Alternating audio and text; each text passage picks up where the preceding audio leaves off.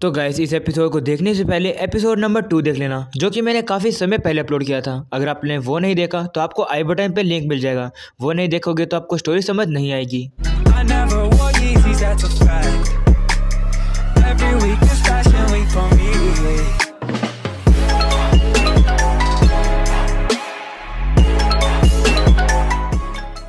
पिछले एपिसोड में हम लोगों ने देखा था एक नेमेसिस पोम्पो हिल्स के लोगों के ऊपर हमला कर देता है और सेथ सभी को बचाने के लिए उन लोगों के सामने आ जाता है। और अब नेमेसिस जैसे हमला करता है, सेथ अपने हाथों से ही उस अटैक को रोक लेता है, जिसके बाद वो उसके ऊपर एक टाइटन पंच से हमला करता है, जिससे कि नेमेसिस का मास्क टूट जाता है और वो पीछे जाकर गिर जाता है। वहीं बॉसमैन ये देखकर हैरान हो जाता है और वो कहता है आखिरकार इस बच्चे ने अपने हाथों से मैजिक का यूज कैसे किया। वहीं एक विलेजर सेथ को बताता है लड़ाई अभी भी खत्म नहीं है, सामने देखो। जब सेथ देखता है तो उसे पता लगता है वो नेमेसिस वापस से खड़ा हो जाता है, लेकिन सेथ खड़ा हो पा रहा होता है क्योंकि उसकी पूरी एनर्जी खत्म हो गई है। तभी नेमेसिस के ऊपर एक हमला होता है और वो हार जाता है और पता लगता है वो अटैक आल्मा ने किया था। और अब सेथ गिरने वाला होता है, लेकिन आल्मा उसे पकड़ लेती है और अब उससे कहती है तुम रेस्ट कर सकते हो। और अब सेथ आल्मा से कहते हैं तुम काफी अमेजिंग हो। ऐसा बोलने के बाद वो बेहोश हो जाता है और अब सेथ को होश आता है, जहाँ पर वो देखता है उसके चारों ओर पट्टियां बंधी हुई है और वो अपने घर आ चुका है। आल्मा उसे देखकर कहती है तो तुम जाग गए। तो सेथ आल्मा से कहता है विलेजर और नेमेसिस का क्या हुआ। तो आल्मा बताती है सभी विलेजर सेफ है और नेमेसिस भी हार गया और जो वो गुंडे थे उनको भी मैंने पकड़ लिया।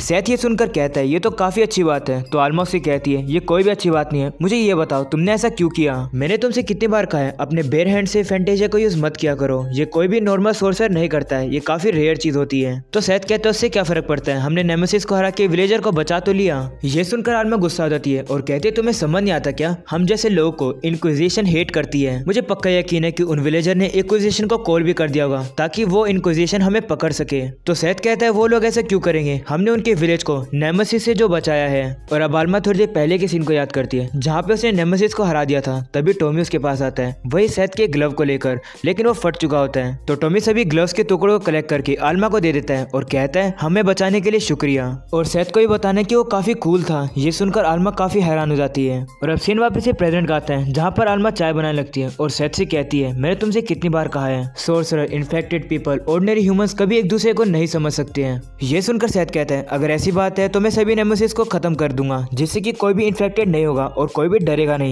तो आल्मा कहते हैं क्या तुम पागल हो गए हो, तुम ऐसा नहीं कर सकते हो, तुम्हें पता भी है कितने सारे नेमेसिस है इस दुनिया में। तो सेथ कहता है अगर ऐसी बात है तो मैं उनके नेस्ट में जाके उन सभी को डिस्ट्रॉय कर दूंगा जहाँ से वो आते हैं। तो आल्मा कहती है तो तुम रेडिएंट जाना चाहते हो। सेथ कहता है ये रेडिएंट क्या है। तो आल्मा बताती है रेडिएंट वो जगह है जहाँ से नेमेसिस आते हैं, जहाँ पर नेमेसिस के नेस्ट हैं, लेकिन ये सिर्फ एक कहानी है, आज तक किसी को पता नहीं है कि रेडिएंट सच्ची में है या फिर नहीं। तो सेथ कहता है मैं समझ गया मुझे क्या करना है, मैं रेडिएंट को ढूंढ कर उसे डिस्ट्रॉय कर दूंगा। तो आल्मा कहते हैं तुमने सुना नहीं क्या मैंने क्या कहा, रेडिएंट सिर्फ एक कहानियों में है। तो सेथ कहते हैं बिना वहां जाए कैसे पता चलेगा। तो आल्मा कहती है एक बार दिमाग लगा के देखो, अगर रेडिएंट एग्जिस्ट भी करता तो कई साल पहले ही लोग जाकर उस रेडिएंट को डिस्ट्रॉय भी कर देते।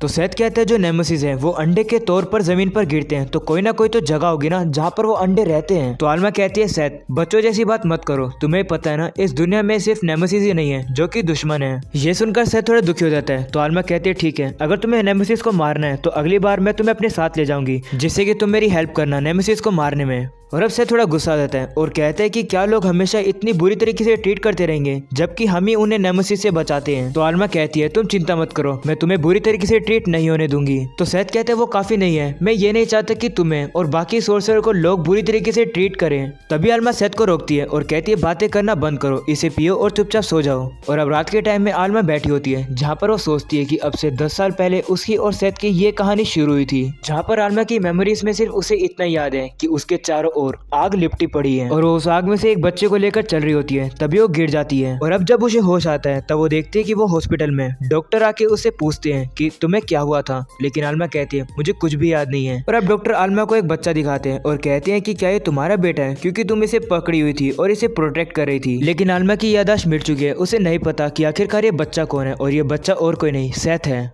और अब वो बताती है जब उसकी चोट ठीक हो गई थी तो वो एक जर्नी पर निकल गई थी अपने बारे में और सेथ के बारे में जानने के लिए, लेकिन उसके हाथ कुछ भी नहीं आया। और अब आल्मा एक जगह पर चल रही होती है, तभी उसके सर में काफी जोर से दर्द होने लगता है। सैथ कहते हैं तुम्हें क्या हुआ? तो आलमा कहती है कुछ भी नहीं, ये सिर्फ मेरा सर दर्द है जो कि मुझे मेरे कर्ज की वजह से होता है, इसके बारे में चिंता मत करो। जिसकी आदत दोबारा से चलने लगती है। और अब वो बताती है जो लोग नेमेसिस के अटैक से सर्वाइव कर जाते हैं उन्हें एक कर्ज मिलता है, साथ ही साथ एक ऐसी पावर जिससे कि वो फैंटेजिया को यूज कर सके और उन्हें सोर्सर कहते हैं। इस दुनिया में सोर्सरर से सभी लोग डरते हैं क्योंकि उन्हें लगता है अगर सोर्सरर उन्हें टच कर देंगे तो वो भी कर्ज हो जाएंगे। वो बताती है कि सैथ एक सोर्सरर है, इसी वजह से वो उसके लिए एक बोझ है। उसने सोचा था कि वो सैथ को अकेला छोड़ के अपनी जर्नी पर निकल जाए, लेकिन वो कभी सैथ को छोड़ नहीं पाए क्योंकि सैथ ही अकेला एक ऐसा क्लू था जिससे कि आलमा अपने पास्ट के बारे में जान सकती थी। और अब आलमा कहती है लेकिन एक इंसिडेंट की वजह से हर चीज चेंज हो गई थी, जहाँ पर हम लोग देखते हैं आलमा सैथ को घर पर अकेला छोड़कर नेमेसिस हंटिंग के जॉब पर चली गई है। आलमा बताती है कि वो पैसा कमाने के लिए नेमेसिस हंटर बन चुकी है और वो एक दिन काफी दूर आइलैंड पर चली गई थी नेमेसिस को मारने। और अब सैथ घर पर अकेला खेल रहा होता है, तभी कुछ बच्चे आकर उसे पत्थर मारते हैं और उसे इन्फेक्टेड किड बुलाने लगते हैं और उसे काफी जोर से मारने लगते हैं। सैथ उनसे पूछता है मैंने तुम्हारा क्या बिगाड़ा है? जिस पर वो बच्चे कहते हैं तुम सोर्सरर की वजह से हमारे विलेज के एनिमल मरते जा रहे हैं। सैथ कहता है ये हमारी गलती नहीं है, ये नेमेसिस की गलती है। जिस पर वो बच्चे और सैथ पर और ज्यादा मारने लगते हैं और कहते हैं तुम मर जाओ। सैथ रोने लगता है, तभी उसकी पावर एक्टिवेट हो जाती है जिसकी वजह से वहां पर काफी बड़ा ब्लास्ट हो जाता है। और अब आलमा घर पहुंचती है जहाँ पर वो देखती है पूरी जगह पर ब्लास्ट हो चुका है और हमें पता लगता है कि विलेज के लोगों ने सैथ को बांध कर रख रखा है। तभी एक बंदा कहता है इस मॉन्स्टर को हमें जिंदा जला देना चाहिए। तभी आलमा वहां पर आ जाती है और उस बंदे के मुंह को पकड़ लेती है और कहती है लो मेरी तरफ से एक गिफ्ट, अब मैंने भी तुम्हें कर्ज कर दिया है। और वो बंदा डर के मारे नीचे गिर जाता है। आलमा कहने लगती है तुम सभी लोग को लगता है ना अगर मैं तुम्हें टच कर दूंगी तो तुम सभी लोग को कर्ज हो जाएगा, अगर ऐसी बात है तो क्यों ना मैं तुम सभी लोग को कर्ज दे दूं। और अब सभी विलेजर डर के वहां से भाग जाते हैं ये कहकर कि हमें इन्फेक्टेड नहीं होना। वहीं आलमा हंसकर कहती है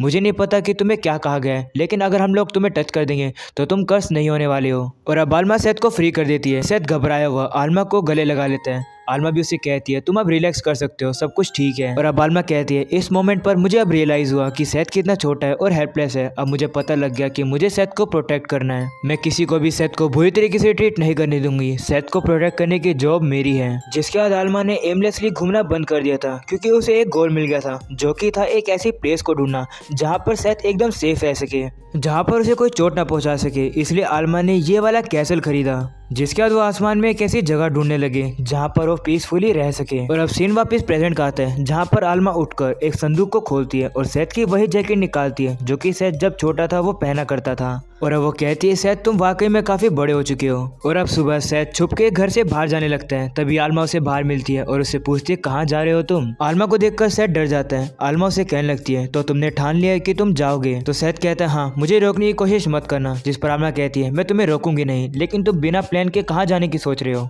और अब आलमा सैथ को अपनी उड़ने वाली झाड़ू और कुछ सामान दे देती है और कहती है तुम्हारी जर्नी में ये सामान काम आएगा। सैथ कहते हैं लेकिन ये झाड़ू तो आपके है ना? जिस पर आलमा कहती है अगर तुम एक सोर्सर बनना चाहते हो तो तुम्हें एक झाड़ू की तो जरूरत पड़ेगी ना। और अब आलमा सैथ को वो सामान देती है और कहती है अपना हाथ आगे करो। सैथ अपना हाथ आगे करता है तो आलमा सैथ को वही ग्लव दे देती है जो कि फट गया था, लेकिन आलमा ने उसे सील दिया है। और अब वो सैथ से कहती है कि मुझसे एक प्रॉमिस करो, तुम कभी भी मॉन्स्टर नहीं बनोगे। सैथ कहता है ठीक है, मैं मॉन्स्टर नहीं बनूंगा, मैं तो सिर्फ इस वर्ल्ड का सबसे बड़ा सोर्सरर बनूंगा। और अब सैथ आलमा को गुड बाय करके वहां से जाने लगता है, लेकिन वो दोबारा लौटता है और अब आलमा को गले लगा लेता है और अब रोने लगता है। जिसके बाद आलमा से कहता है सारी चीज के लिए शुक्रिया। आलमा भी सैथ के सर पर हाथ फैलाकर कहती है अपना ख्याल रखना। जिस पर सैथ कहता है हाँ मैं रखूंगा और अब मैं जा रहा हूँ।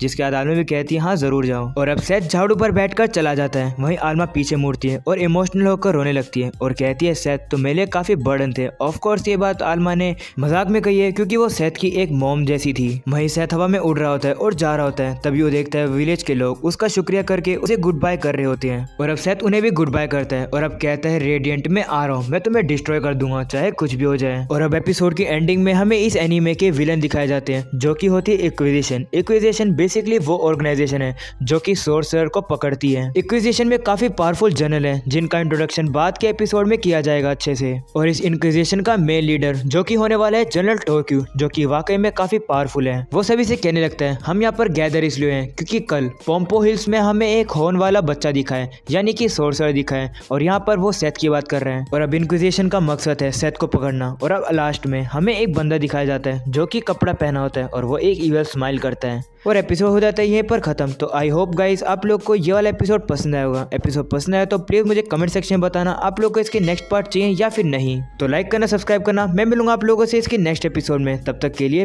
Peace out.